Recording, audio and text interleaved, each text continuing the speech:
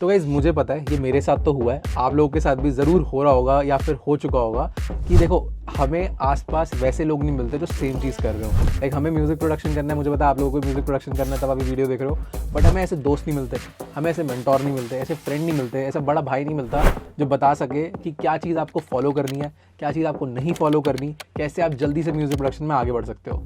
तो आज वो दोस्त मैं आपका बनूंगा, वो बड़ा भाई मैं आपका बनूंगा और मैं आपको बताऊंगा कि ऐसी 5 चीज़ें जो मैंने गलत तरीके से करी और आप ना करो। तो जल्दी से इस वीडियो को शुरू करते हैं और ये 5 पॉइंट बहुत ध्यान से सुनना, काफ़ी हेल्प करेंगे।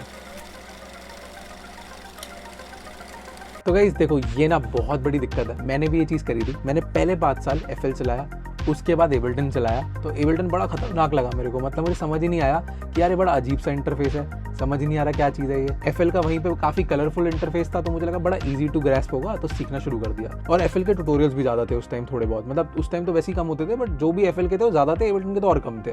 तो मैंने FL सीखना शुरू करा। अब प्रॉब्लम क्या आई कि जब मैं धीरे धीरे मुझे जब समझ आने लगी तो मुझे दिखा यार जब मिक्सिंग कर रहा हूँ तो मुझे कान तो ऐसे पकड़ना है, बट ये मुझे कान ऐसे पकड़वा रहा है, तो कुछ चीज़ें उसमें अलग तरीके से हो रही थी। जब मैं कॉलेज गया तो मैं देख रहा हूँ यार मुझे तो वीडियो के साथ कुछ काम करना है, बट वहाँ पे FL भी अलाउ नहीं करता, एबल्टन भी अलाउ नहीं करता।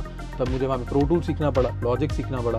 तो यहाँ पे आपको देखो एक चीज़ समझनी पड़ेगी कि आप कौन सा डॉ चला रहे हो, आपके डॉ की क्या रिक्वायरमेंट है और वो डॉ आपकी रिक्वायरमेंट को फुलफिल कर रहा है कि नहीं कर रहा।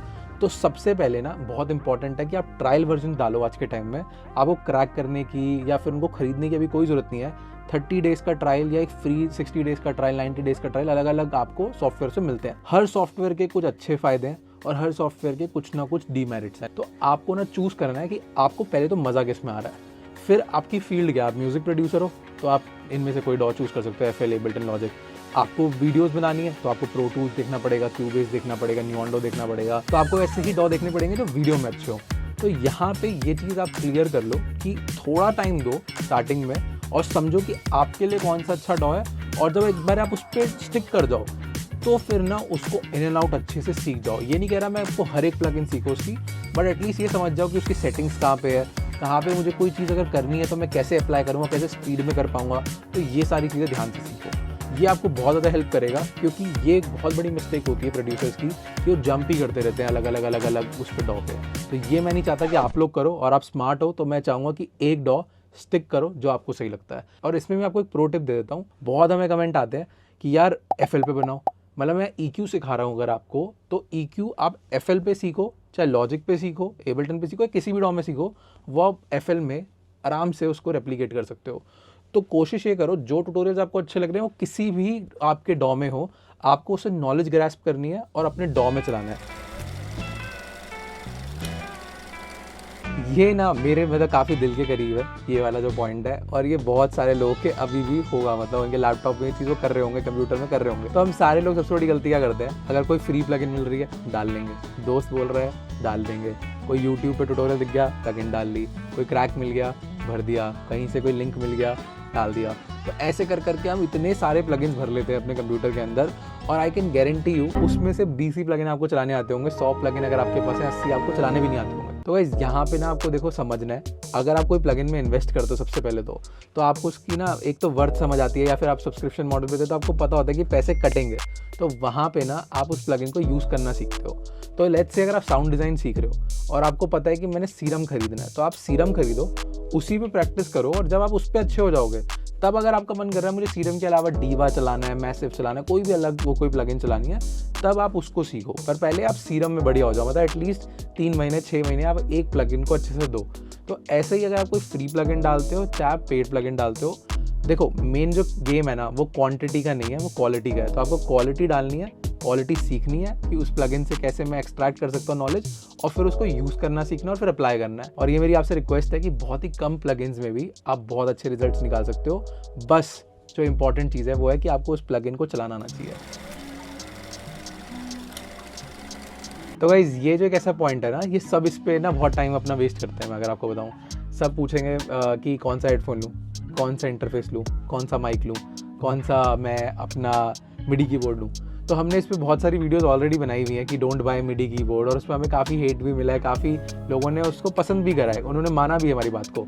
तो यहाँ पे देखो मैं आपको बताता हूँ, अगर आप एक पियानो प्लेयर हो तो मिडी एक इंपॉर्टेंट चीज़ बन जाती है। अगर आप एक पियानो प्लेयर नहीं हो तो आप मिडी इतना यूज़ ही नहीं करोगे। तो ये हमारे साथ भी हुआ है, हमने भी एबल्टन पुश खरीदा, हमने भी मिडी कीबोर्ड्स भी खरीदे, बट आज ना मोस्टली हमारे फ्रेंड्स के और जो लोग म्यूज़िक पे ज़्यादा पियानो वानो नहीं यूज़ करते, सिर्फ अपना माउस यूज़ करते हैं, उनके मिडी कीबोर्ड मिट्टी खा रहे हैं। देखो, क्वालिटी प्रोडक्ट इंपॉर्टेंट है। आप एक क्वालिटी हेडफोन्स खरीदो, आप एक क्वालिटी ऑडियो इंटरफेस खरीदो, आप एक क्वालिटी स्टूडियो मॉनिटर्स खरीदो, बट इंपॉर्टेंट है कि आपको अभी जो नेसेसरी है उसी को खरीदो। लाइक अगर आपके पास एक रूम नहीं है अभी अच्छा, तो आप एक स्पीकर खरीद लोगे और आप उस स्पीकर को कहीं पे भी रख दोगे तो अच्छा नहीं बजेगा। तो यहाँ पे आप ही लोगों को स्मार्ट होना है और आपको डिसाइड करना है कि आपके लिए कौन सा राइट गियर है, उसमें इन्वेस्ट करना है। वहाँ पे मैं आपको ये ज़रूर कहूँगा कि थोड़ा चीप होने की जगह थोड़ा चाहे बजट को आपको टाइट करना पड़े, पुश करना पड़े, वेट करना पड़े, बट एक अच्छे गियर में इन्वेस्ट करो। क्योंकि आज जो आप गियर लोगे वो आप आज का मत सोच के लो, आप कम से कम आज से 5, 6, 7 साल यूज़ करोगे।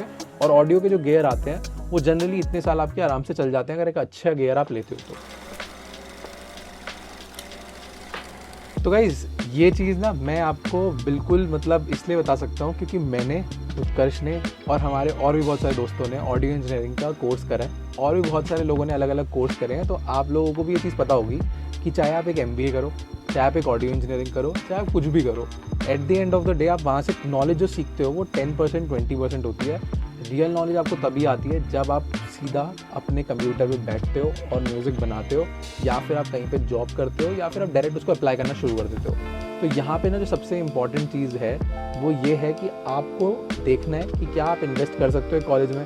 अगर आप कर सकते हो तो डेफिनेटली देखो, आपको कनेक्शन मिलते हैं, आपको एक अच्छा ग्रुप मिलता है, आपको टाइम मिलता है स्पेशली। मतलब अगर आप 3 साल की डिग्री करोगे तो 3 साल वही चीज़ कर रहे हो। तो यहाँ पे आपको देखना है कि आपके पास 3 साल हैं, आप उस एज ग्रुप पे हो अभी कि जहाँ पे आप 3 साल दे सकते हो, वेल एंड गुड, आप पैसे इन्वेस्ट कर सकते हो, जाओ ऑडियो इंजीनियरिंग। अगर आप ऑलरेडी अभी आपको लग रहा है कि नहीं मेरे पास अब इतना टाइम नहीं है, मैं 3 साल नहीं दे सकता, तो यहाँ पे आपको चूज़ करना पड़ेगा कि नहीं यार मुझे इतना टाइम नहीं देना, मैं चाहता हूँ कि मैं जल्दी सीखूँ। अब जल्दी सीखने के लिए भी आपका शॉर्ट टर्म कोर्सेज भी है, आप एक 1-on-1 मेंटोर भी ढूंढ सकते हो।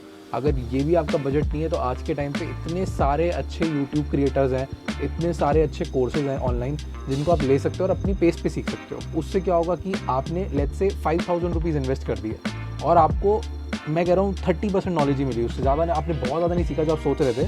क्योंकि ये भी एक बहुत बड़ी गलती होती है, हम सोचते हैं आज जो मैं कोर्स ले रहा हूँ अगर मैंने 5000 रुपये इन्वेस्ट करे हैं तो बस ये मेरा 100% है, बस मैं ये आखिरी कोर्स दूंगा। तो आप ये कभी मत सोचो।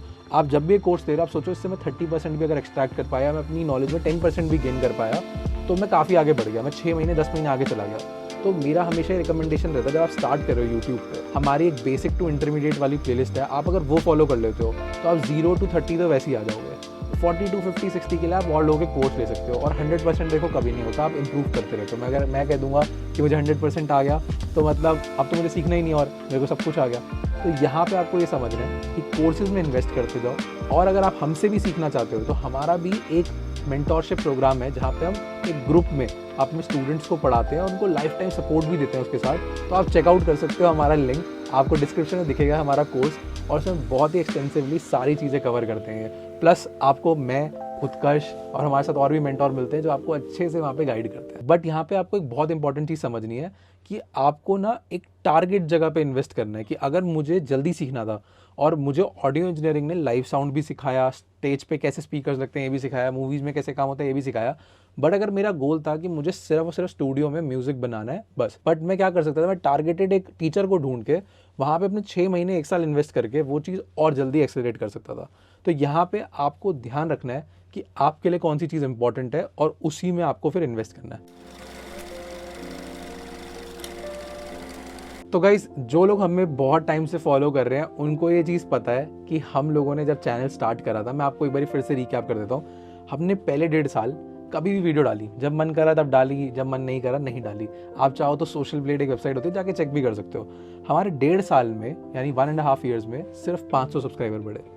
उसके बाद उत्कर्ष में बैठे, हमने कहा यार क्या कर रहे हैं, मतलब हमें डेडिकेटेडली करना है इसको कि नहीं करना है, और अच्छे से करना है कि नहीं करना। तो हमने कहा नहीं करना है इसको हमें अच्छे से, हमें इस पर टाइम देना है, देखना है एक बारी कि क्या रिजल्ट आते हैं। तो हमने कहा कि हम हर ट्यूसडे को और हर एक फ्राइडे को ऐसे वीडियो डालेंगे। फिर धीरे धीरे हमने कहा इसको वेडनेसडे और सैटरडे कर देंगे। तो हमने चेंजेस करे हल्के हल्के, बट हमने कहा हम वीक में 2 वीडियोस डालेंगे। और जिस दिन हमने ये चीज़ कही ना कि हम 2 वीडियोस डालेंगे और दिन में 12 बजे डालेंगे और इसको हम रखेंगे, हम कहीं पे डालेंगे नहीं, कहीं पे ऐसे लिखेंगे नहीं कि हम डाल रहे हैं, बस हम करते चले जाएंगे। आप मानोगे नहीं, उस साल हमारे 30,000 सब्सक्राइबर बढ़ गए। तो आप देखो कहाँ हमारे 1.5 साल में 500 सब्सक्राइबर बढ़े और कहाँ सीधा 500 से 30,000 हो गए और आज 90,000 हो गए और आगे भी आप लोग जैसे जैसे सपोर्ट करोगे बढ़ते जाएंगे। तो यहाँ पे आपको समझना है पावर ऑफ कंसिस्टेंसी। तो आपको सबसे पहले तो कंसिस्टेंट होना है और सोशल मीडिया पे जितना जल्दी हो सकता है उतना जल्दी आना है। हमें हमारी जो मुझे लगता है सबसे बड़ी मिस्टेक थी वो ये थी कि हमने और जल्दी यूट्यूब स्टार्ट नहीं करा, हमें एक और अच्छा हेड स्टार्ट मिल जाता। तो यहाँ पे आपको ये चीज़ को ध्यान रखना है। आज अगर आप सोच रहे हो कि यार मैं अच्छा नहीं दिख रहा, आज अगर आपको लग रहा है यार मैं तो देखो जैसे मुझे लग रहा है मैं तो मोटा दिख रहा हूँ, मुझे नहीं आना चाहिए, कुछ भी आपको ऐसा XYZ फील हो रहा है, ये चीज़ें आपको छोड़नी पड़ेगी कि मुझे कैमरा के सामने शाय फील होता है। आप आज डालोगे, आपकी पहली वीडियो कभी भी अच्छी नहीं होगी। अगर आप हमारी पहली वीडियो देखोगे, हमने फ़ोन से शूट करी हुई है, अगली वीडियो हमने ट्यूबलाइट लगा के शूट करा हुआ है, आज हम एक प्रॉपर वीडियो लाइट लगा के प्रॉपर DSLR में कर रहे हैं, बट ये चीज़ पहले पॉसिबल नहीं थी। तो जैसे जैसे आप स्टार्ट करोगे वैसे वैसे आपकी जर्नी आगे बढ़ती जाएगी एंड आपको पता भी नहीं चलेगा कब आपके पास एक क्लाइंट आ जाएगा, कब आपका वो गाना फेमस हो जाएगा, कब आपके पास एक स्पॉन्सर डील आ जाएगी एंड ऐसे कर करके आपकी चीज़ें बढ़ जाएंगी। तो मेरा बस सबसे बड़ा मैं मिस्टेक बोलूँगा और जल्दी इसको शुरू करना चाहिए था। तो आप लोगों को ये सारी अगर मिस्टेक समझ आई हैं तो आप मत करना ये मिस्टेक। मैंने होपफुली आपको इसमें कुछ पॉइंटर्स भी दिए जो आपको हेल्प करें।